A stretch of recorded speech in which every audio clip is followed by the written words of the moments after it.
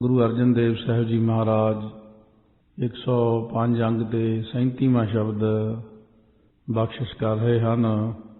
ਸੋ ਜਦੋਂ ਸਤਿਗੁਰੂ ਗੁਰੂ ਅਰਜਨ ਦੇਵ ਸਾਹਿਬ ਜੀ ਮਹਾਰਾਜ ਸ੍ਰੀ ਗੋਇੰਦਵਾਲ ਸਾਹਿਬ ਦੇ ਦਰਸ਼ਨਾਂ ਨੂੰ ਜਾ ਰਹੇ ਸਨ, ਸੋ ਇੱਧਰ ਦੇ ਰਸਤੇ ਹੋ ਕੇ ਸ੍ਰੀ ਤਰਨਤਾਰਨ ਸਾਹਿਬ ਅੱਗੇ ਸਰਹਾਲੀ ਨਗਰ, ਜਿੱਥੇ ਭਾਈ ਹੇਮਾ ਗੁਰਾਂ ਨੂੰ ਯਾਦ ਕਰ ਰਿਹਾ ਸੀ, ਬਹੁਤ ਗਰੀਬ ਗੁਰਸਿੱਖ ਜੰਗਲਾਂ ਦੇ ਵਿੱਚ ਰਹਿਣ ਵਾਲਾ, ਜੋ ਸਾਲ ਬਾਅਦ ਕਣਕ ਖੇਤਾਂ ਦੇ ਵਿੱਚ ਜ਼ਿਮੀਂਦਾਰ ਵੱਢਦੇ ਸਨ, ਉਹ ਕਣਕ ਦੀਆਂ ਬੱਲੀਆਂ ਇਕੱਠੀਆਂ ਕਰਕੇ ਉਹਨੂੰ ਕੁੱਟ ਕੇ ਉਹਦੇ ਵਿੱਚੋਂ ਕਣਕ ਕੱਢ ਲੈਣੀ, ਫਿਰ ਆਟੇ ਦੀ ਚੱਕੀ ਹੱਥ ਵਾਲੀ ਆਪਣੇ ਕੋਲ ਰੱਖੀ ਸੀ, ਉਹਦੇ 'ਚ ਆਟਾ ਪੀਸ ਲੈਣਾ, 5 ਪ੍ਰਸ਼ਾਦੇ ਤਿਆਰ ਕਰਕੇ ਰੱਖ ਲੈਣੇ। ਇਸ ਤਰ੍ਹਾਂ ਸ਼ਾਮ ਤੱਕ ਉਡੀਕ ਕਰਨੀ ਕਿ ਕੋਈ ਗੁਰਸਿੱਖ ਆ ਕੇ ਪਹਿਲਾਂ ਛਕੇ, ਨਾ ਗੁਰਸਿੱਖ ਆਇਆ ਤਾਂ ਕੋਈ ਰਾਹੀ ਬੰਨ੍ਹਦੀ ਭੁੱਖਾ ਕੋਈ ਛਕੇ, ਫਿਰ ਮੈਂ ਛਕਾਂ। ਸੋ ਇਸ ਤਰ੍ਹਾਂ ਦਾ ਜੀਵਨ, ਸਾਰਾ ਦਿਨ ਅਭਿਆਸ, ਗੁਰਚਰਨਾਂ ਵਿੱਚ ਚਿੱਤ ਜੋੜ ਕੇ ਭਗਤੀ ਕਰਨੀ। ਮਹਾਰਾਜ ਨੇ ਭਾਈ ਹੇਮੇ ਬਾਰੇ ਬਚਨ ਕੀਤਾ, ਬਸਤਾ ਟੋਟੀ ਝੌਂਪੜੀ ਚੀਰ ਸਭ ਛਿੰਨਾ, ਜਾਤ ਨਾ ਪਤ ਨਾ ਆਦਰ ਉਦਿਆਨ ਭਰਮਿੰਨਾ, ਮਿੱਤਰ ਨਾ ਤਨ ਏਠ ਰੂਪਹੀਣ ਕਿਛ ਸਾਕ ਨਾ ਸਿੰਨਾ, ਰਾਜਾ ਸਗਲੀ ਸਿਸ਼ਟ ਕਾ ਹਰ ਨਾਮ ਮਨ ਭਿੰਨਾ। ਕਿਉਂਕਿ ਮਹਾਰਾਜ ਸੱਚੇ ਪਾਤਸ਼ਾਹ ਨੇ ਕਾਫੀ ਸਾਰਾ ਜਦੋਂ ਝੱਖੜ ਆਇਆ, ਹਨੇਰੀ ਨਾਲ ਮੀਂਹ ਆ ਗਿਆ, ਮਹਾਰਾਜ ਕਹਿਣ ਲੱਗੇ ਗੋਇੰਦਵਾਲ ਸਾਹਿਬ ਅੱਗੇ ਜਾ ਨਹੀਂ ਹੋਣਾ, ਇੱਥੇ ਨਗਰ 'ਚ ਪਤਾ ਕਰੋ ਕਿਸੇ ਥਾਂ 'ਤੇ ਆਪਾਂ ਰਾਤ ਇੱਥੇ ਹੀ ਵਿਸ਼ਰਾਮ ਕਰਦੇ। ਜਦੋਂ ਜਾ ਕੇ ਪੁੱਛਿਆ ਨਗਰ ਦੇ ਵਿੱਚ, ਸੋ ਉਸ ਵਕਤ ਸਰਹਾਲੀ ਨਗਰ ਦੇ ਵਿੱਚ ਬਹੁਤ ਸਾਰੇ ਤੁਰਕਾਂ ਦਾ ਜ਼ਿਆਦਾ ਵਾਸਾ ਸੀ। ਸ਼ਾਮ ਦਾ ਵਕਤ ਹੈ, ਮੌਜ ਮਸਤੀਆਂ ਵਿੱਚ ਲੱਗੇ ਹੋਏ ਨੇ, ਖਾਣੇ ਪੀਣੇ ਕਰ ਰਹੇ ਨੇ, ਡਿੱਗੇ ਪਏ ਨੇ। ਕਹਿਣ ਲੱਗੇ ਇੱਥੇ ਗੁਰੂ ਲਈ ਕੋਈ ਥਾਂ ਨਹੀਂ। ਉਸ ਵਕਤ ਸਤਿਗੁਰੂ ਮਹਾਰਾਜ ਸੱਚੇ ਪਾਤਸ਼ਾਹ ਨੇ ਤਾਂ ਕਾਰਨ ਬਣਾਉਣਾ ਸੀ। ਕਹਿੰਦੇ ਚਲੋ ਸਾਡਾ ਪਿਆਰਾ ਭਾਈ ਹੇਮਾ ਸਾਨੂੰ ਉਡੀਕ ਰਿਹਾ ਜੰਗਲ ਦੇ ਵਿੱਚ। ਉੱਥੇ ਚਲੇ ਗਏ ਮਹਾਰਾਜ। ਫਿਰ ਉੱਥੇ ਜਾ ਕਰਕੇ ਜਿਹੜਾ ਉਹਦੇ ਕੋਲ ਮਾੜੀ ਮੋਟੀ ਮੰਜੀ ਸੀ ਉਹਦੇ 'ਤੇ ਕੱਪੜਾ ਵਿਛਾ ਦਿੱਤਾ, ਇੱਕ ਲੋਈ ਪਾਟੀ ਜੀ ਸੀ, ਕੰਬਲੀ ਜੀ, ਉਹ ਵਿਛਾ ਦਿੱਤੀ। ਸਤਿਗੁਰੂ ਜੀ ਬਹੁਤ ਖੁਸ਼ ਹੋਏ ਆਪਣੇ ਪਿਆਰੇ ਕੋਲ ਬੈਠ ਕੇ।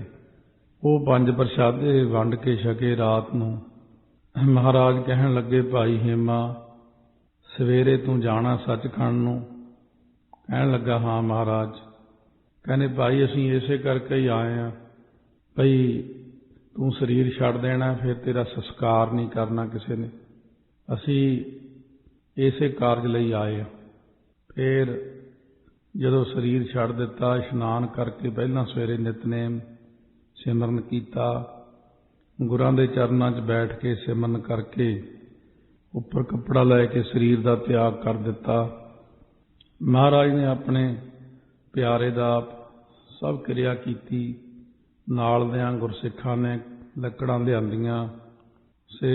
ਇਸੇ ਪ੍ਰਕਾਰ ਜਪਜੀ ਸਾਹਿਬ ਦਾ ਪਾਠ, ਸੋਹਲੇ ਦਾ ਪਾਠ ਵੀ ਹੋਇਆ। ਸਾਰੀ ਕਿਰਿਆ ਆਪਣੇ ਹੱਥੀਂ ਸਤਿਗੁਰਾਂ ਨੇ ਕੀਤੀ। ਝੰਡਾ ਆਪ ਲਾਇਆ।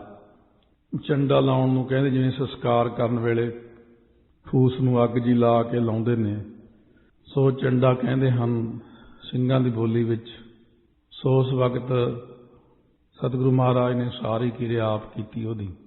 ਸੋ ਉੱਥੇ ਮਹਾਰਾਜ ਸੱਚੇ ਪਾਤਸ਼ਾਹ ਉਹਦੀ ਇੱਛਾ ਪੂਰੀ ਕਰਨ ਲਈ ਜਦੋਂ ਉਹਦੇ ਪਾਸ ਗਏ ਸਨ, ਤਾਂ ਉਹਨੇ ਉੱਠ ਕੇ ਮੱਥਾ ਟੇਕ ਕੇ ਬਹੁਤ ਸਤਿਕਾਰ ਕੀਤਾ। ਉਹਦੇ ਸਿਮਰਨ ਨੂੰ ਵੇਖ ਕੇ ਮਹਾਰਾਜ ਨੇ ਬਚਨ ਕੀਤਾ। ਉੱਥੇ ਉਹਦੀ ਝੌਂਪੜੀ 'ਚ ਬੈਠੇ, ਬਈ ਵੱਡੇ ਵੱਡੇ ਮਹਿਲਾਂ ਵਾਲਿਆਂ ਨੇ ਤਾਂ ਜਵਾਬ ਦੇ ਦਿੱਤਾ। ਅਤੇ ਇਹਨੂੰ ਕਿੰਨੀ ਖੁਸ਼ੀ ਹੋਈ ਗੁਰਾਂ ਦੇ ਆਉਣ ਦੀ। ਤਾਂ ਮਹਾਰਾਜ ਨੇ ਸ਼ਬਦ ਉਚਾਰਨ ਕੀਤਾ, ਮਾਝ ਮਹੱਲਾ ਪੰਜਵਾ। ਮਾਝ ਰਾਗ ਦੇ ਵਿੱਚ 5ਵੇਂ ਪਾਤਸ਼ਾਹ ਗੁਰੂ ਅਰਜਨ ਦੇਵ ਸਾਹਿਬ ਜੀ ਮਹਾਰਾਜ ਬਖਸ਼ਿਸ਼ ਕਰ ਰਹੇ ਨੇ। ਜਿੱਥੈ ਨਾਮ ਜਪੀਐ ਪ੍ਰਭ ਪਿਆਰੇ, ਸੇ ਅਸਥਲ ਸੋਇਨ ਚਾਉ ਬਾਰੇ। ਮਹਾਰਾਜ ਸੱਚੇ ਪਾਤਸ਼ਾਹ ਕਹਿਣ ਲੱਗੇ ਭਾਈ ਹੇਮਾ ਜੀ, ਜਿਸ ਜਗ੍ਹਾ ਪਿਆਰੇ ਪ੍ਰਭੂ ਦਾ ਨਾਮ ਜਪਿਆ ਜਾਂਦਾ ਹੈ, ਪ੍ਰਮਾਤਮਾ ਦਾ, ਉਹ ਜਿਹੜੇ ਅਸਥਲ ਨੇ, ਉਹ ਅਸਥਾਨ ਨੇ, ਉਹ ਇਹ ਨਹੀਂ ਕਹੀਦਾ ਕਿ ਬਿਲਕੁਲ ਛੋਟੀ ਝੌਂਪੜੀ ਆ ਮੇਰੇ ਕੋਲ, ਮੈਂ ਗਰੀਬ ਹਾਂ। ਸਤਿਗੁਰੂ ਕਹਿੰਦੇ ਉਹ ਸਾਨੂੰ ਲੱਗਦੇ ਨੇ ਜਿਵੇਂ ਚੁਬਾਰਿਆਂ ਵਾਂਗੂ ਸੋਇਨ ਹੁੰਦੇ ਸੋਭਦੇ ਨੇ, ਬਹੁਤ ਹੀ ਵਧੀਆ ਲੱਗ ਰਹੇ ਨੇ, ਸੋਨੇ ਦੇ ਚੁਬਾਰੇ ਆ ਭਾਈ ਤੇਰੇ ਤਾਂ। ਕਿਉਂਕਿ ਨਾਮ ਜਪਣ ਵਾਲੇ ਦੇ ਸੱਚਖੰਡ ਦੇ ਵਿੱਚ ਸੋਨੇ ਦੇ ਹੀ ਚੁਬਾਰੇ ਹੁੰਦੇ ਨੇ। ਉੱਥੇ ਬੜੀ ਕਿਰਪਾ ਹੁੰਦੀ ਆ ਜਿਨ੍ਹਾਂ ਨੇ ਇਸ ਚੀਜ਼ ਨੂੰ ਸਮਝ ਲਿਆ। ਜਿੱਥੈ ਨਾਮ ਨਾ ਜਪੀਐ ਮੇਰੇ ਗੋਇੰਦਾ, ਸੇਈ ਨਗਰ ਉਜਾੜੀ ਜੀਓ। ਜਿਸ ਜਗ੍ਹਾ ਮੇਰੇ ਗੋਬਿੰਦ ਪਰਮੇਸ਼ਰ ਦਾ ਨਾਮ ਨਹੀਂ ਜਪਿਆ ਜਾਂਦਾ, ਬੱਬੇ ਨਾਲ ਨਹੀਂ ਹੈ, ਇੱਥੇ ਈੜੀ ਨਾਲ ਲਿਖਿਆ ਮਹਾਰਾਜ ਨੇ, ਉੱਤੇ ਟਿੱਪੀ ਵੀ ਨਹੀਂ ਹੈ, ਕੋਈ ਬਿੰਦੀ ਵੀ ਨਹੀਂ ਹੈ। ਸੋ ਇਸ ਤਰ੍ਹਾਂ ਗੋਇੰਦਾ ਪਰਮਾਤਮਾ ਦਾ ਹੀ ਵਾਚਕ ਹੈ। ਮਹਾਰਾਜ ਕਹਿੰਦੇ ਨੇ ਜਿੱਥੇ ਜਿਸ ਜਗ੍ਹਾ ਤੇ ਗੋਬਿੰਦ ਪਰਮੇਸ਼ਰ ਦਾ ਨਾਮ ਨਹੀਂ ਜਪਿਆ ਜਾਂਦਾ ਹੈ, ਉਹ ਨਗਰ ਵੀ ਉਜਾੜ ਦੇ ਸਮਾਨ ਹੈ। ਕਿਉਂਕਿ ਜਿੱਦਾਂ ਮਰਜ਼ੀ ਕੋਈ ਕਰੀ ਜਾਵੇ, ਸੋਹਣੇ ਥਾਂ ਬਣਾ ਲਵੇ, ਉਹਨਾਂ ਸੋਹਣਿਆਂ ਥਾਵਾਂ ਦਾ ਕੋਈ ਮਤਲਬ ਹੀ ਹੈ ਨਹੀਂ, ਉਹਨਾਂ ਦੇ ਬਣਾਉਣ ਦਾ ਕੋਈ ਭਾਵ ਅਰਥ ਹੀ ਹੈ ਨਹੀਂ ਪਈ ਇਹ ਕਿਉਂ ਬਣਾਏ ਨੇ। ਕਿਉਂਕਿ ਪਰਮੇਸ਼ਰ ਨੂੰ ਸਿਰਫ ਨਾਮ ਚੰਗਾ ਲੱਗਦਾ, ਸਤਿਗੁਰਾਂ ਨੂੰ ਨਾਮ ਚੰਗਾ ਲੱਗਦਾ। ਮਨੁੱਖ ਦੇ ਕੋਲ ਜਿੰਨੇ ਉੱਚੇ ਚੁਬਾਰੇ ਨੇ, ਜਿੰਨਾ ਧਨ ਆ ਜਾਂਦਾ, ਜਿੰਨਾ ਸਮਾਨ ਆ ਜਾਂਦਾ, ਜਿੰਨਾ ਜ਼ਿਆਦਾ ਸਮਾਨ ਹੈ ਓਨੀ ਉਹਦੀ ਮਮਤਾ ਹੈ। ਉਹਦੀ ਮਮਤਾ ਕਰਕੇ ਉਹਦੀ ਹਉਮੈ ਵੀ ਹੈ, ਮੇਰੇ ਕੋਲ ਇੰਨਾ, ਮੇਰੇ ਕੋਲ ਇੰਨਾ, ਮੇਰੇ ਕੋਲ ਸਭ ਕੁਝ ਹੈ। ਇਹ ਇੱਕ ਹਨੇਰੇ ਵਿੱਚ ਹੀ ਬੈਠਾ ਉਹ ਹੈ ਤਾਂ ਸਹੀ, ਪਰ ਮਹਾਰਾਜ ਕਹਿੰਦੇ ਨੇ ਬਹੁਤ ਕੁਛ ਹੈ ਤੇਰੇ ਪਾਸ, ਪਰ ਕਦੇ ਨਿਗਾਹ ਮਾਰ ਵੀ ਸਵਾਸ ਕਿੰਨੇ ਕੁ ਨੇ ਤੇਰੇ ਪਾਸ। ਮੁੱਖ ਪੂੰਜੀ ਤੇਰੇ ਕੋਲ ਸਵਾਸਾਂ ਦੀ ਹੈ, ਸ਼ਰਧਾ ਦੀ ਹੈ, ਨਾਮ ਦੀ ਹੈ, ਇਹ ਕਿੰਨੀ ਕੁ ਹੈ। ਸਤਿਗੁਰੂ ਮਹਾਰਾਜ ਸੱਚੇ ਪਾਤਸ਼ਾਹ ਨੂੰ ਜਦੋਂ ਭਾਈ ਹੇਮੇ ਨੇ ਪ੍ਰਸ਼ਾਦੇ ਸਵੇਰ ਦੇ ਜਿਹੜੇ ਪੱਕੇ ਸੀ ਸਾਰਿਆਂ ਨੂੰ ਵੰਡ ਕੇ ਪ੍ਰਸ਼ਾਦਾ ਦਿੱਤਾ ਥੋੜ੍ਹਾ ਥੋੜ੍ਹਾ, ਸਤਿਗੁਰੂ ਜੀ ਖੁਸ਼ ਹੋ ਕੇ ਛਕ ਰਹੇ ਨੇ, ਠੰਡਾ ਪਾਣੀ ਪੀ ਰਹੇ ਨੇ। ਉਸ ਵਕਤ ਗੁਰਾਂ ਨੇ ਇਹੀ ਤਾਈਓ ਬਚਨ ਕਹੇ ਨੇ ਆਪ, ਹਰ ਰੁੱਖੀ ਰੋਟੀ ਖਾਏ ਸੰਭਾਲੇ, ਹਰ ਅੰਤਰ ਬਾਹਰ ਨਦਰ ਨਿਹਾਲੇ। ਜਿਹੜਾ ਬੰਦਾ ਰੁੱਖੀ ਰੋਟੀ ਖਾ ਕੇ ਵਾਹਿਗੁਰੂ ਨੂੰ ਸੰਭਾਲੇ ਤੋਂ ਭਾਵ ਯਾਦ ਕਰਦਾ ਹੈ ਅਤੇ ਆਪਣੇ ਅੰਦਰ ਬਾਹਰ ਇੱਕ ਪਰਮਾਤਮਾ ਨੂੰ ਹੀ ਨਦਰ ਨਿਹਾਲੇ ਤੋਂ ਭਾਵ ਹੁੰਦਾ ਅੱਖਾਂ ਨਾਲ ਵੇਖਦਾ ਹੈ, ਉਹ ਸੰਸਾਰ ਵਿੱਚ ਸੁਖੀ ਹੈ। ਕਿਉਂਕਿ ਮੁੱਖ ਪ੍ਰਯੋਜਨ ਸਾਡਾ ਦੁਨੀਆ ਅੰਦਰ ਰੋਟੀਆਂ ਖਾਣਾ ਨਹੀਂ ਹੈ। ਮਨੁੱਖਾ ਦੇਹੀ ਨੂੰ ਧਾਰ ਕੇ ਜਿਸ ਕੰਮ ਲਈ ਆਏ ਆ ਉਹ ਮੁੱਖ ਕੰਮ ਹੈ ਸਾਡਾ। ਸੰਸਾਰ ਇੰਨੀ ਡੂੰਘੇ ਟੋਏ ਵਿੱਚ ਡਿੱਗਿਆ ਗਿਆਨਤਾ ਦੇ, ਇਹ ਮੁੱਖ ਕੰਮ ਹੋਰ ਹੀ ਸਮਝੀ ਜਾਂਦਾ। ਜਿਵੇਂ ਇੱਥੇ ਹੀ ਪੱਕੇ ਅੱਡੇ ਲਾਏ ਹੋਏ ਨੇ, ਪੱਕੇ ਹੀ ਰਹਿਣਾ, ਜਾਣਾ ਹੀ ਨਹੀਂ ਦੁਨੀਆ 'ਚ। ਮਹਾਰਾਜ ਕਹਿੰਦੇ ਨੇ ਸੰਸਾਰ ਦੇ ਅੰਦਰ ਕੁਝ ਸਮਾਂ ਮਿਲਿਆ, ਉਹਦੇ ਵਿੱਚ ਰਹਿ ਕੇ ਜਿਨ੍ਹਾਂ ਨੇ ਭਗਤੀ ਕਰਨੀ ਹੈ ਉਹਨਾਂ ਦੀ ਆਪਾਂ ਗੱਲ ਕਰਦੇ ਹਾਂ। ਉਹ ਰੋਟੀ ਨੂੰ ਜ਼ਿਆਦਾ ਤਰਜੀਹ ਨਹੀਂ ਦਿੰਦੇ, ਧਨ ਨੂੰ ਜ਼ਿਆਦਾ ਤਰਜੀਹ ਨਹੀਂ ਦਿੰਦੇ ਹੈ, ਬਹੁਤ ਕੱਪੜੇ ਹੋਣ ਇਹ ਵੀ ਨਹੀਂ ਚਾਹੁੰਦੇ। ਉਹ ਸਿਰਫ ਇਹੀ ਚਾਹੁੰਦੇ ਕਿ ਸਾਨੂੰ 2 ਵਕਤ ਮੋਕੋ ਦੋਨੋਂ ਵਕਤ ਜਵਾਲੇ, ਬਸ ਖਾਟ ਮੰਗੋਂ ਚੌਪਾਈ ਸਰਾਹਨਾ ਵਰਤ ਲਾਈ। ਜਿਵੇਂ ਭਗਤ ਕਬੀਰ ਜੀ ਨੇ ਮੰਗਿਆ ਪਰਮਾਤਮਾ ਪਾਸੋਂ ਵੀ ਥੋੜ੍ਹਾ ਥੋੜ੍ਹਾ ਜਿਹਾ ਦੇ ਦਿਓ ਸਾਨੂੰ, ਮੈਂ ਬਹੁਤਾ ਕੁਛ ਨਹੀਂ ਮੰਗਦਾ ਆਪਦੇ ਪਾਸੋਂ, ਮੈਨੂੰ ਸਿਰਫ ਭਗਤੀ ਜ਼ਿਆਦਾ ਦਿਓ। ਬਹੁਤੇ ਮਹਾਤਮਾ ਸਿਰਫ ਇੱਕ ਟਾਈਮ ਰੋਟੀ ਖਾਂਦੇ। ਇੱਕ ਜੰਗਲ ਵਿੱਚ ਮਹਾਤਮਾ ਰਹਿੰਦੇ ਪਹਾੜਾਂ ਦੇ ਵਿੱਚ। ਮੇਜਰ ਹਰਭਜਨ ਸਿੰਘ ਜੀ ਦੀ ਲਿਖੀ ਪੁਸਤਕ ਹੈ ਬੰਦਗੀ, ਭਜਨ ਬੰਦਗੀ ਦਾ ਪ੍ਰਤਾਪ। ਉਹਨਾਂ ਨੇ ਬਹੁਤ ਸਾਰੇ ਤਜਰਬੇ ਲਿਖੇ ਨੇ ਆਪਣੇ, ਉਹਦੇ ਵਿੱਚ ਬੜੇ ਅੱਛੇ ਗੁਰਮੁਖ ਪਿਆਰੇ ਹੋਏ ਨੇ। ਉਹਨਾਂ ਨੇ ਉਹ ਚੀਜ਼ ਲਿਖੀ ਹੈ ਕਿ ਜੰਗਲ ਵਿੱਚ ਇੱਕ ਵਾਰ ਚਲੇ ਗਏ, ਉੱਥੇ ਮਹਾਤਮਾ ਨੂੰ ਕਿਸੇ ਨੂੰ ਮਿਲਣਾ ਸੀ, ਪਹਾੜਾਂ ਦੀ ਗੁਫਾ ਵਿੱਚ ਰਹਿਣ ਵਾਲਾ। ਉਹ ਕਹਿਣ ਲੱਗਿਆ ਮੈਂ ਲਾਗੇ ਜਾਗੇ ਪਿੰਡਾਂ ਵਿੱਚੋਂ 30 ਰੋਟੀਆਂ ਮੰਗ ਕੇ ਲਿਆਉਣਾ ਗਿਣ ਕੇ। ਉਹ ਰੋਟੀਆਂ ਮੈਂ ਰੱਖ ਛੱਡਦਾ ਲਪੇਟ ਕੇ, ਉਹ ਸੁੱਕ ਵੀ ਜਾਂਦੀਆਂ ਨੇ। ਇੱਕ ਰੋਟੀ ਮੈਂ ਸਵੇਰੇ ਉੱਠ ਕੇ ਜਾਂ ਰਾਤ ਨੂੰ ਪਾਣੀ ਵਿੱਚ ਭਿਉਂ ਦਿੰਦਾ। ਜਦੋਂ ਗਿੱਲੀ ਜੀ ਹੋ ਜਾਂਦੀ ਰੋਟੀ ਤਾਂ ਇੱਕ ਰੋਟੀ ਸਿਰਫ 24 ਘੰਟੇ 'ਚ ਖਾਂਦਾ ਮੈਂ, ਬਸ ਇੱਦਾਂ ਹੀ ਖਾ ਲੈਣੀ ਹੈ ਪਾਣੀ ਨਾਲ ਹੀ, ਫਿਰ ਸਮਾਧੀ ਲਾ ਲੈਣੀ। ਮਹਾਤਮਾ ਜਨ ਚਾਹੁੰਦੇ ਹੁੰਦੇ ਨੇ, ਰੱਬ ਦੇ ਪਿਆਰੇ ਚਾਹੁੰਦੇ ਨੇ ਕਿ ਸਾਡਾ ਇੱਕ ਮਿੰਟ ਵੀ ਖਰਾਬ ਨਾ ਹੋਵੇ। ਐਵੇਂ ਹੀ ਫਾਲਤੂ ਦੀਆਂ ਚੀਜ਼ਾਂ 'ਚ ਗ੍ਰਸਤੀ ਬੰਦੇ ਸਵਾਦਾਂ ਵਿੱਚ ਹੀ ਰੋਟੀ ਖਾਂਦਿਆਂ ਹੀ ਘੰਟਾ ਲੰਘਾ ਦਿੰਦੇ, 2 ਘੰਟੇ ਲੰਘਾ ਦਿੰਦੇ ਨੇ। ਸੋ ਇਹ ਜਿਹੜੀਆਂ ਚੀਜ਼ਾਂ ਨੇ ਫਿਰ ਇਹ ਵਕਤ ਬਰਬਾਦ ਕਰਨ ਵਾਸਤੇ ਹੀ ਸੰਸਾਰ ਨੇ ਰਚੀਆਂ ਨੇ। ਟਾਈਮ ਨਹੀਂ ਇੱਥੇ ਪਾਸ ਹੁੰਦਾ, ਟਾਈਮ ਪਾਸ ਕਰ ਰਹੇ ਹਾਂ। ਪਰ ਸਤਿਗੁਰੂ ਮਹਾਰਾਜ ਸੱਚੇ ਪਾਤਸ਼ਾਹ ਤਾਈਓ ਇਹ ਸਿਧਾਂਤ ਬਖਸ਼ਿਸ਼ ਕਰ ਰਹੇ ਨੇ, ਰੁੱਖੀ ਸੁੱਖੀ ਖਾਏ ਕੇ ਠੰਡਾ ਪਾਣੀ ਪੀਓ, ਫਰੀਦਾ ਵੇਖ ਪਰਾਈ ਚੋਪੜੀ ਨਾ ਦਰਸਾਏ ਜੀਓ। ਦੂਜਾ ਚਾਹੇ ਕਿਵੇਂ ਰੋਟੀ ਖਾਂਦਾ, ਉਹਦੀ ਰੋਟੀ ਵੱਲ ਨਹੀਂ ਸੀ ਦੇਖਣਾ। ਭਗਤਾਂ ਦੇ ਖਾਣੇ ਵੱਖਰੇ ਆ, ਕਿਉਂਕਿ ਭਗਤ ਦਾ ਪ੍ਰਯੋਜਨ ਨਹੀਂ ਹੈ ਸਵਾਦ ਲੈਣਾ, ਰੋਟੀਆਂ ਖਾਣਾ। ਉਹਨੇ ਭਗਤੀ ਦੇ ਵਿੱਚ ਹੀ ਆਨੰਦ ਮਾਣਨਾ, ਨਾਮ ਦਾ ਆਨੰਦ। ਇਸ ਕਰਕੇ ਸਤਿਗੁਰੂ ਮਹਾਰਾਜ ਕਹਿੰਦੇ ਨੇ, ਜਿਹੜਾ ਬੰਦਾ ਰੁੱਖੀ ਰੋਟੀ ਖਾ ਕੇ ਨਾਮ ਨੂੰ ਯਾਦ ਕਰਦਾ, ਆਪਣੇ ਅੰਦਰ ਪ੍ਰਮਾਤਮਾ ਨੂੰ ਦੇਖਦਾ, ਬਾਹਰ ਦੇਖਦਾ, ਉਹ ਸਭ ਤੋਂ ਸੁਖੀ ਹੈ। ਇਹ ਬਹੁਤ ਅੱਛੀ ਇੱਕ ਸਤਿਗੁਰੂ ਮਹਾਰਾਜ ਥਿਊਰੀ ਦੇ ਰਹੇ ਨੇ। ਰੁੱਖੀ ਰੋਟੀ ਦਾ ਮਤਲਬ ਦਾਲ ਪ੍ਰਸ਼ਾਦਾ, ਅਮਲ ਦਾਲ ਪ੍ਰਸ਼ਾਦੇ ਕਾ, ਕਿਉਂਕਿ ਮਨੁੱਖ ਨੂੰ ਬਣਾਇਆ ਹੀ ਰੋਟੀ ਵਾਸਤੇ ਮਹਾਰਾਜ ਨੇ। ਰੋਟੀ ਖਾਣ ਵਾਲਾ ਜੀਵ ਹੈ ਇਹ, ਜਾਂ ਸਬਜ਼ੀਆਂ ਆਦਿ ਖਾਣ ਵਾਲਾ। ਇਹ ਜਿਹੜੀਆਂ ਦੂਜੀਆਂ ਚੀਜ਼ਾਂ ਖਾਣ ਵਾਲਾ ਜੀਵ ਨਹੀਂ ਹੈ, ਕਿਉਂਕਿ ਇਹਦੇ ਦੰਦ ਹੀ ਨਹੀਂ ਉਸ ਤਰ੍ਹਾਂ ਦੇ ਹੈ, ਨਾ ਹੀ ਇਹਦਾ ਮਿਹਦਾ ਉਸ ਤਰ੍ਹਾਂ ਦਾ। ਇਸ ਕਰਕੇ ਜਿਹੜੇ ਦੂਸਰੇ ਪ੍ਰਕਾਰ ਦੇ ਜੀਵ ਹੁੰਦੇ ਨੇ ਮਾਸਾਹਾਰੀ, ਉਹਨਾਂ ਦੇ ਵਿੱਚ ਮਿਹਦਾ ਨਹੀਂ ਹੁੰਦਾ, ਉਹਨਾਂ ਦੀ ਸਿੱਧੀ ਪਾਈਪ ਜੀ ਹੁੰਦੀ ਹੈ, ਉਹਦੇ ਵਿੱਚ ਹੀ ਚੀਜ਼ਾਂ ਆਪੇ ਜਾ ਕੇ ਗਰਮੀ ਨਾਲ ਹਜਮ ਹੋ ਜਾਂਦੀਆਂ ਨੇ। ਤਾਂ ਸਤਿਗੁਰੂ ਦੇ ਇਹਦੇ ਵਿੱਚ ਇੱਕ ਬਹੁਤ ਡੂੰਘਾਈ ਰੱਖੀ ਕਿ ਹਰ ਰੁੱਖੀ ਰੋਟੀ ਖਾਏ ਸੰਭਾਲੇ, ਕਿਉਂਕਿ ਰੁੱਖੀ ਰੋਟੀ ਵਿਕਾਰ ਨਹੀਂ ਪੈਦਾ ਕਰਦੀ। ਜਿਹੜੀਆਂ ਭਿੱਜੀਆਂ ਰੋਟੀਆਂ ਨੇ ਫਿਰ ਬਹੁਤ ਮਸਾਲੇਦਾਰ ਕੰਮ ਹੈ, ਉਹ ਜੀਵ ਦੇ ਅੰਦਰ ਵਿਕਾਰ ਬਹੁਤ ਪੈਦਾ ਕਰ ਦਿੰਦੀਆਂ ਚੀਜ਼ਾਂ ਐਸੀਆਂ। ਇਸ ਕਰਕੇ ਰੱਬ ਦੇ ਪਿਆਰੇ ਐਸੇ ਮਹਾਤਮਾ ਨਾਲ ਬਹੁਤ ਰਹਿਣ ਦਾ ਮੌਕਾ ਮਿਲਿਆ। ਖੁਦ ਸੰਤ ਬਾਬਾ ਜਰਨੈਲ ਸਿੰਘ ਜੀ ਖਾਲਸਾ ਖੁਦ ਹੀ 24 ਘੰਟੇ ਵਿੱਚ ਇੱਕ ਚੱਪਾ ਪ੍ਰਸ਼ਾਦਾ, ਇੱਕ ਰੋਟੀ ਦੇ 4 ਹਿੱਸੇ ਜੇ ਕਰੀਏ, ਚੌਥਾ ਹਿੱਸਾ ਸਿਰਫ 24 ਘੰਟੇ ਬਾਅਦ 1 ਕੱਪ ਦੁੱਧ ਦਾ, ਇੰਨਾ ਕੀ ਖਾਣਾ ਬਸ, ਜਦੋਂ ਅਭਿਆਸ ਕਰਦੇ ਸੀ। ਸੋ ਇਸ ਤਰੀਕੇ ਨਾਲ ਬਹੁਤ ਸਾਰੇ ਅਭਿਆਸੀ ਜਿਹੜੇ ਨੇ ਉਹਨਾਂ ਨਾਲ ਇਸੇ ਕਰਕੇ ਸੰਗਤ ਕੀਤੀ, ਇਹ ਕੀ ਕਰਦੇ ਨੇ, ਕਿਵੇਂ ਕਰਦੇ ਨੇ, ਤਾਂ ਕਿ ਉਹਦੇ 'ਚੋਂ ਗਿਆਨ ਹੋ ਸਕੇ। ਅਭਿਆਸ ਜਦੋਂ ਕਰਨਾ ਇਹਦਾ ਤਰੀਕਾ ਅਲੱਗ ਹੈ, ਬਹੁਤਾ ਜ਼ਿਆਦਾ ਅਭਿਆਸ ਕਰਨਾ ਹੋਵੇ। ਬਾਕੀ ਠੀਕ ਹੈ, ਗ੍ਰਸਤੀ ਆਪਣੇ ਕੰਮਕਾਰ ਕਰੋ, ਦਸਵੰਧ ਕੱਢੋ ਅਤੇ ਭਗਤੀ ਦਾ ਦਸਵੰਧ 2.5 ਘੰਟੇ ਕੱਢੋ, ਇਹ ਸਤਿਗੁਰੂ ਮਹਾਰਾਜ ਦੇ ਹੁਕਮ ਨੇ। ਤੇ ਜਿਹੜੇ ਲੋਕ ਬਹੁਤ ਜ਼ਿਆਦਾ ਰੁੱਖੀ ਰੋਟੀ ਤੋਂ ਉਲਟ ਬੜੀਆਂ ਚੋਪੜੀਆਂ ਤੇ ਦੂਜੇ ਮਸਾਲੇਦਾਰ ਤੇ ਤੀਜੇ ਉਹ ਚਟਪਟੇ, ਚੌਥੇ ਕਦੇ ਕਦੇ ਹੋਰ ਟੇਸਟ ਕਦੇ ਚਾਹੁੰਦੇ ਨੇ, ਸਤਿਗੁਰੂ ਕਹਿੰਦੇ ਉਹ ਦੇਖੋ ਕੀ ਕਾਰਜ ਕਰਦੇ ਨੇ।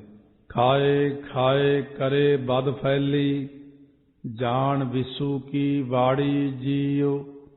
ਜਿਹੜੇ ਬੰਦੇ ਚੰਗੇ ਚੰਗੇ ਖਾਣਿਆਂ ਨੂੰ ਖਾ ਖਾ ਕੇ ਬਦਫੈਲੀਆਂ ਭੈੜੇ ਕੰਮ ਕਰਦੇ ਨੇ, ਬਹੁਤੀ ਜ਼ਿਆਦਾ ਕੀ ਕਰੂਗਾ ਖਾ ਕੇ, ਜੋ ਦੁਨੀਆ ਭਰ ਦਾ ਪਤਾ ਨਹੀਂ ਕਿੰਨਾ ਕੁ ਐਸਾ ਸਮਾਨ ਖਾ ਕੇ ਬਦਫੈਲੀ ਹੁੰਦੀ ਹੈ। ਮਾੜੇ ਥਾਵਾਂ 'ਤੇ ਨੂੰ ਫਿਰ ਜਾਣਾ ਬਾਅਦ 'ਚ, ਕਿਉਂਕਿ ਨਿਰੀ ਅੱਗ ਹੈ ਸ਼ਰਾਬ। ਜੇ ਇੱਕ ਤੀਲੀ ਲਾ ਦਈਏ ਤਾਂ ਸਾਰੇ ਨੂੰ ਅੱਗ ਲੱਗ ਜਾਂਦੀ ਉੱਥੇ।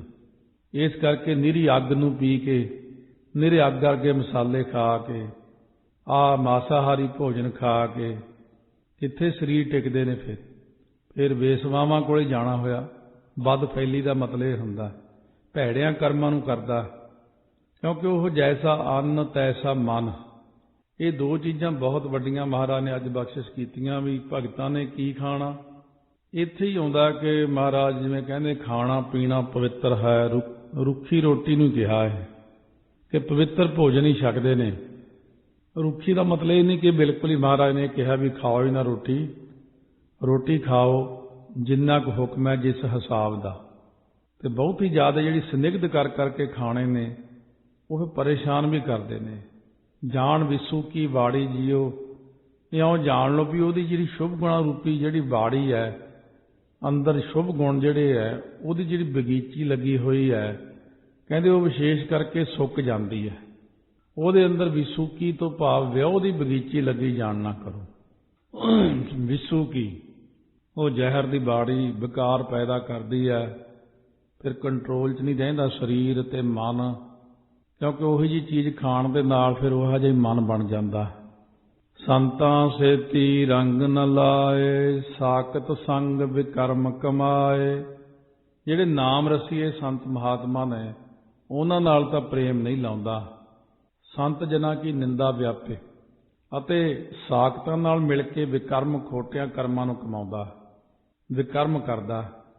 ਸੋ ਕਈ ਐਸੇ ਬੰਦੇ ਮੇਰੀ ਜ਼ਿੰਦਗੀ 'ਚ ਬਥੇਰੇ ਆਏ। ਸਾਡੇ ਨੌਕਰੀ ਕਰਦੇ ਹਾਂ, ਸ਼੍ਰੋਮਣੀ ਕਮੇਟੀ ਵਿੱਚ ਵੀ ਪਏ, ਹੋਰ ਥਾਵਾਂ ਦੇ ਉੱਤੇ ਵੀ। ਇੱਕ ਬੰਦਾ ਸਾਰਾ ਕੁਛ ਹੀ ਕਰਦਾ ਸੀ, ਖਾਣਾ ਪੀਣਾ ਪੁੱਠਾ, ਹਰ ਚੀਜ਼ ਪੁੱਠੀ। ਇੱਕ ਦਿਨ ਮੈਨੂੰ ਆ ਕੇ ਕਹਿੰਦਾ, ਆਪਾਂ ਤਾਂ ਜੀ ਗੁਰੂ ਗ੍ਰੰਥ ਸਾਹਿਬ ਨੂੰ ਮੰਨਦੇ ਹਾਂ, ਕਿਸੇ ਬੰਦੇ ਨੂੰ ਨਹੀਂ ਮੰਨਦੇ। ਇਹ ਗੱਲ ਉਹਦੀ ਕਿੱਥੇ ਨੂੰ ਜਾਂਦੀ ਸੀ, ਇਹ ਤਾਂ ਰੱਬ ਜਾਣੇ ਵੀ ਉਹ ਗੁਰੂ ਗ੍ਰੰਥ ਸਾਹਿਬ ਨੂੰ ਕੀ ਮੰਨਦਾ। ਸੰਤਾਂ ਮਹਾਤਮਾ ਦੀ ਨਿੰਦਾ ਕਰਕੇ ਜਾਂ ਤਾਂ ਆਪਾਂ ਹੋਈ ਉਹਦੇ ਉਲਟ ਕਿਤੇ ਹੋਰ ਬਹੁਤ ਵਧੀਆ ਥਾਂ ਤੇ ਬੈਠੇ। ਸੰਤਾਂ ਮਹਾਤਮਾ ਦੀ ਨਿੰਦਾ ਕਰਨ ਤੋਂ ਬਾਅਦ ਜਾਂ ਤਾਂ ਹੋਇਆ ਵੀ 24 ਘੰਟੇ ਗੁਰੂ ਗ੍ਰੰਥ ਸਾਹਿਬ ਦੇ ਕੋਲ ਹੀ ਬੈਠਾ ਵਿਚਾਰਾ, ਹੋਰ ਨਹੀਂ ਕਿਤੇ ਜਾਂਦਾ ਹੈ। ਆ ਜਿਹੜੇ ਨਿੰਦਾ ਕਰਦੇ ਲੋਕ ਮਹਾਂਪੁਰਖਾਂ ਦੀ, ਹੋਰ ਲੋਕਾਂ ਦੀ, ਚਲੋ ਇੱਕ ਤਾਂ ਕੋਈ ਠੱਗੀ ਵਾਲੇ ਸੰਤ ਹੋ ਗਏ, ਧੋਖੇ ਵਾਲੇ ਹੋ ਗਏ, ਮਾੜੇ ਹੋ ਗਏ, ਉਹਨਾਂ ਦੀ ਗੱਲ ਛੱਡੋ। ਆ ਕਈ ਪੂਰਨ ਪੁਰਖਾਂ ਦੀ ਨਿੰਦਾ ਕਰੀ ਜਾਂਦੇ ਨੇ। ਆ ਜਿਹਨੇ ਆ ਲਿਖੀ ਆ ਪੁਸਤਕ ਜੀ ਸੰਤਾਂ ਦੇ ਕੌਤਕ, ਉਹਨੂੰ ਇੱਥੋਂ ਨਿੰਦਕਾਂ ਨੇ ਸ਼ਾਬਾਸ਼ ਬੜੀ ਭੇਜੀ ਹੈ। ਮੈਨੂੰ ਉਹਨਾਂ 'ਚ ਕੋਈ ਦਿਖਾਓ ਤਾਂ ਜਿਹੜਾ ਕੋਈ ਆ ਕੇ ਕਿਸੇ ਗੁਰੂ ਘਰ ਦੇ 'ਚ ਕੀਰਤਨ 'ਚ ਬੈਠਾ ਹੋਵੇ, ਕੋਈ ਆ ਕੇ ਕਥਾ 'ਚ ਬੈਠਾ ਹੋਵੇ, ਕੋਈ ਗੁਰੂ ਘਰ ਦੇ ਵਿੱਚ ਸੇਵਾ ਕਰਦਾ ਹੋਵੇ ਬੈਠਾ। ਕਿਉਂਕਿ ਨਿੰਦਕ ਦਾ ਕੰਮ ਹੈ ਸਿਰਫ ਨਿੰਦਾ ਕਰਨਾ। ਉਹਨੇ ਕਦੇ ਨਾ ਆਪ ਬਾਣੀ ਪੜ੍ਹਨੀ ਹੈ, ਕਿਉਂਕਿ ਜਿਹੜਾ ਬਾਣੀ ਪੜ੍ਹਨ ਵਾਲਾ ਅਭਿਆਸੀ ਬੰਦਾ, ਨਾਮ ਰਸੀਆ, ਉਹ ਕਦੇ ਨਿੰਦਾ ਕਰਦਾ ਹੀ ਨਹੀਂ, ਕਿਉਂਕਿ ਉਹਨੂੰ ਸਿਧਾਂਤ ਪਤਾ। ਨਿੰਦਾ ਕਰਦਾ ਹੀ ਉਹ ਬੰਦਾ ਜਿਹੜਾ ਕਦੇ ਗੁਰੂ ਘਰ ਨਾਲ ਜਿਹਦਾ ਸੰਬੰਧ ਹੀ ਨਹੀਂ, ਕੋਈ ਜਿਹਦਾ ਸੰਬੰਧ ਗੁਰੂ ਸਾਹਿਬ ਦੇ ਨਾਲ ਹੀ ਹੈ ਨਹੀਂ। ਇਸ ਕਰਕੇ ਸਤਿਗੁਰੂ ਮਹਾਰਾਜ ਕਹਿੰਦੇ ਸੰਤਾਂ ਸੇਤੀ ਰੰਗ ਨਾ ਲਾਏ। ਉਹਨਾਂ ਦੀ ਤਾਂ ਨਿੰਦਾ ਕਰਦਾ, ਉਹਨਾਂ ਨਾਲ ਤਾਂ ਪਿਆਰ ਨਹੀਂ ਲਾਉਂਦਾ, ਪਰ ਸਾਕਤ ਦੇ ਨਾਲ ਜਾ ਕੇ ਬੈਠ ਕਰ ਨਸ਼ਰਦਕ ਬੰਦੇ ਨਾਲ ਬਹਿ ਕੇ ਵਿਕਰਮ ਕਰਦਾ, ਖੋਟਿਆਂ ਕਰਮਾਂ ਨੂੰ ਕਰਦਾ। ਇਹ ਜਿਹੜੀ ਉਹਨੇ ਗਲਤੀ ਕੀਤੀ, ਉਹਨੇ ਭਾਰੀ ਗਲਤੀ ਕੀ ਕੀਤੀ। ਦੁਲੱਭ ਦੇਹ ਖੋਈ ਅਗਿਆਨੀ, ਜੜ ਆਪਣੀ ਆਪ ਉਪਾੜੀ ਜੀਓ। ਮਹਾਰਾਜ ਕਹਿੰਦੇ ਸਰੂਪ ਗਿਆਤ ਤੋਂ ਰਹਿਤ ਹੋ ਕੇ ਉਹ ਬੰਦਾ ਜਿਹੜਾ ਸਰੂਪ ਦਾ ਗਿਆਨ ਨਹੀਂ ਅੰਦਰ, ਕਿਉਂਕਿ ਬਾਹਰ ਮੁਖੀ ਹੋਣ ਕਰਕੇ ਨਿੰਦਾ ਕਰਦਾ। ਜਿਹੜਾ ਬੰਦਾ ਅੰਦਰ ਨੂੰ ਆ ਜਾਂਦਾ, ਆਪਣੇ ਆਤਮਾ ਨੂੰ ਦੇਖਣ ਲੱਗ ਜਾਂਦਾ ਆਪਣੇ ਅੰਦਰ, ਉਹ ਬੰਦਾ ਸਰੂਪ ਦਾ ਗਿਆਤਾ ਹੋ ਜਾਂਦਾ। ਇਹ ਸਰੂਪ ਗਿਆਨ ਤੋਂ ਰਹਿਤ ਅਗਿਆਨੀ ਬੰਦੇ ਨੇ ਆਪਣੀ ਜਿਹੜੀ ਦੁਰਲੱਭ ਮਨੁੱਖਾ ਦੇਹੀ ਸੀ, ਇਹਨੂੰ ਨਾਸ ਕਰ ਲਈ। ਆਪਣੇ ਆਪ ਹੌਲੀ ਹੌਲੀ ਕਾਮ ਕ੍ਰੋਧ ਕਾਇਆ ਕੋ ਗੱਲ ਹੈ, ਜਿਉਂ ਕੰਚਨ ਸੁਹਾਗਾ ਢਲ ਹੈ। ਅਤੇ ਜਿਹੜੀ ਆਪਣੀ ਜੜ ਸੀ ਉਹ ਆਪ ਹੀ ਪੁੱਟ ਲਈ, ਜੜ ਪੱਟੀ ਜਾਂਦੀ। ਨਿੰਦਾ ਦਾ ਪਹਿਲਾਂ ਤਾਂ ਨਹੀਂ ਪਤਾ ਲੱਗਦਾ, ਨਿੰਦਾ ਦਾ ਪਤਾ ਕਾਫੀ ਦੇਰ ਬਾਅਦ ਜਾ ਕੇ ਲੱਗਦਾ। ਨਾਲੇ ਨਿੰਦਾ ਕਿਉਂ ਕਰਨੀ ਜਦੋਂ ਇੰਨਾ ਸਾਡੇ ਕੋਲ ਟਾਈਮ ਕਿੱਥੇ। ਬਹੁਤ ਸਾਰੇ ਲੋਕਾਂ ਨੇ ਕੰਮ ਧੰਦਾ ਹੀ ਫੜਿਆ ਹੋਇਆ, ਨਿੰਦਾ ਕਰੋ ਬਸ। ਅਸੀਂ ਇਹ ਨਹੀਂ ਕਹਿੰਦੇ ਕਿ ਅਸੀਂ ਉਹਨਾਂ ਨੂੰ ਕੋਈ ਸਿੱਖਿਆ ਦੇ ਰਹੇ ਹਾਂ। ਸਾਡਾ ਕਹਿਣ ਦਾ ਭਾਵ ਹੈ ਕਿ ਤੁਸੀਂ ਆਪਣਾ ਟਾਈਮ ਕਿਉਂ ਖਰਾਬ ਕਰਦੇ ਹੋ। ਨਿੰਦਾ ਲਈ ਇੰਨਾ ਉਤਸ਼ਾਹ ਤੁਹਾਨੂੰ ਕਿਹਨੇ ਦੇ ਦਿੱਤਾ ਕਿ ਇੰਨੀ ਨਿੰਦਾ ਕਰਨੀ ਹੈ। ਹਾਲਾਂਕਿ ਮੈਨੂੰ ਤੁਹਾਡੇ ਸਾਰਿਆਂ ਤੋਂ ਜ਼ਿਆਦਾ ਪਤਾ ਕੌਣ ਕੀ ਕਰਦਾ, ਕਿਉਂਕਿ ਮੇਰਾ ਮਹਿਕਮਾ ਇਹ ਆ। ਪਰ ਮੇਰੇ ਮਨ 'ਚ ਕਦੇ ਵੀ ਨਹੀਂ ਵਿਚਾਰ ਆਏ ਕਿਸੇ ਬਾਰੇ। ਨਾ ਕੋ ਮੂਰਖ ਨਾ ਕੋ ਸਿਆਣਾ, ਵਰਤੈ ਸਭ ਕੁਛ ਤੇਰਾ ਭਾਣਾ। ਰੱਬ ਜਿਹਨੂੰ ਪੁੱਠੇ ਪਾਸੇ ਲਾ ਦੇਵੇ ਉਹਨੂੰ ਕੋਈ ਸਿੱਧੇ ਨਹੀਂ ਲਾ ਸਕਦਾ, ਜਿਹਨੂੰ ਸਿੱਧੇ ਲਾਤਾ ਉਹਨੂੰ ਪੁੱਠੇ ਨਹੀਂ ਲਾ ਸਕਦਾ ਕੋਈ। ਮਹਾਰਾਜ ਕਹਿੰਦੇ ਜਿਸੈ ਦਿਖਾਲਾ ਵਾਟੜੀ ਤਿਸੈ ਭੁਲਾਵੈ ਕੌਣ, ਜਿਸੈ ਭੁਲਾਈ ਪੰਧ ਸਿਰ ਤਿਸੈ ਦਿਖਾਵੈ ਕੌਣ।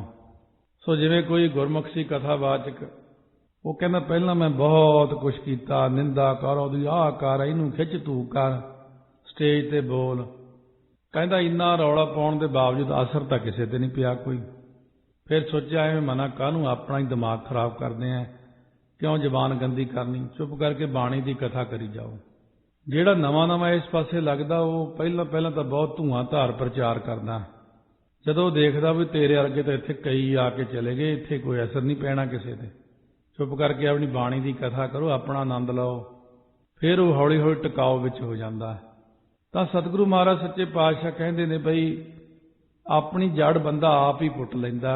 ये पता असल च बाद विच लगदा, कई साल लंघ जाते जदों जिहड़ा बीजिया फिर हरा होना शुरू हुंदा, जदों फिर महाराज असीं की करिए, निंदा छड्ड के होर की करिए। सतगुरु महाराज कहते तुसीं ये सारियां गल्लां छड्ड के गुरु दी शरण विच आ जाओ, महाराज दे कोल बैठिया करो और बेनती करो हथ जोड़ के, तेरी शरण मेरे दीन दयाला, सुख सागर मेरे गुरु गोपाला। ये मेरे दीन दयाल वाहिगुरु, मैं तेरी शरण च आया। ये मेरे गुर तो भाव हुंदा पूजनीक सतगुरु सच्चे पातशाह, हे गोपाल, हे सुखां दे मंदर, हे सुखां दे समुंदर, सुख सागर, हे सुखां दे समुंदर, मेरे ते मेहर कर, मैं तेरी शरण विच आया। क्योंकि निंदा करन दे नाल मन शांत नहीं हुंदा, होर तड़फदा है। मैं ये सारियां चीज़ां देखी होईयां लगभग भी की हुंदा इहदे नाल। सब तो वधिया है मूल मंत्र पढ़ी जाओ, जपजी साहब पढ़ी जाओ, बस कोई भी बाणी जो मन करे बस बाणी पढ़ी जाओ। वो दूजियां चीज़ां सारियां कर करके देखियां, उन्हां दे विच अपना ही नुकसान हुंदा, उहदा कोई फायदा तो होया नहीं कदे। जां तां होवे आपां जिहदे बारे बोलदे आ वो समझ गया, ना वो कित्थे समझिया, ਉਹਦੇ ਤਾਂ ਅਸਰ ਹੀ नहीं होया कोई। ਆਪਾਂ ਐਵੇਂ ਹੀ अपना जोर ला ला के किल किल के अपना आप खराब करने वाली गल हुंदी। कर किरपा नानक गुण गावै, रखो शर्म असाड़ी जीओ। महाराज सच्चे पातशाह चरनां 'च बेनती करे, मेरे ते ਇਹੀ जी किरपा करो कि मैं आप दे गुण गाउंदा, हमेशा गुण गाउंदा रहां। तुसीं असाड़ी हुंदी साडी जिहड़ी शर्म हुंदी, लज्जा रखना करो। शरण परे की राख दयाला, नानक तुमरे बाल गोपाला।